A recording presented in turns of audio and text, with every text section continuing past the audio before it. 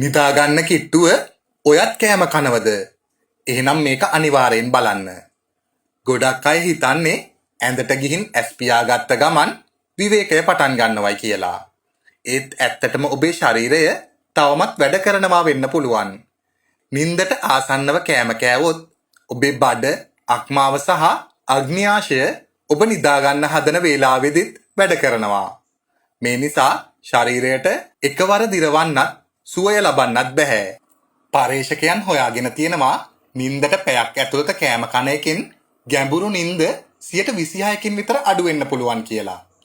ඒ වගේම අජීර්ණය සහ අම්ලපිත්ත තත්ත්වය, ශරීරයේ බර වැඩිවීම, තරබාරු වීම, සුවබර නින්දක් නොලැබීම වගේ ගැටලු මේ නිසා ඇති වෙන්න පුළුවන්. ගැඹුරු නින්ද අඩු වෙනවා කියන්නේ හෝමෝන ක්‍රියාකාරීත්වය දුර්වල වෙනවා. සුවවීම මන්දගාමී වෙනවා. පැය 8ක් නිදාගත්තත් උදේට මහන්සි ගතියක් දැනෙනවා. මේකට විසඳුම හරිම සරලයි. නින්දට යන්න පැයකට හෝ දෙකකට කලින් කෑම ගැනීම නවත්වන්න. ඔබ කටින් කෑම ගන්න එක නවත්තන මොහොතේ තමයි ශරීරය ඇත්තටම සුවවීම පටන් ගන්නෙ. සැබෑ විවේකය පටන් ගන්නේ ඔබ ඇස් වහ ගන්නකොට නෙවෙයි. ඔබේ ශරීරය වැඩ කරන එක නවත්තනකොට. ඉතින් මේ ගැන හිතලා ඔයත් අද ඉඳලා කලින් කෑම කාලා පස්සේ නිදා ගන්න පුරුදු වෙන්න. එතකොට ඔයාගේ නින්දටත් හොඳයි, සෞඛ්‍යයටත් හොඳයි.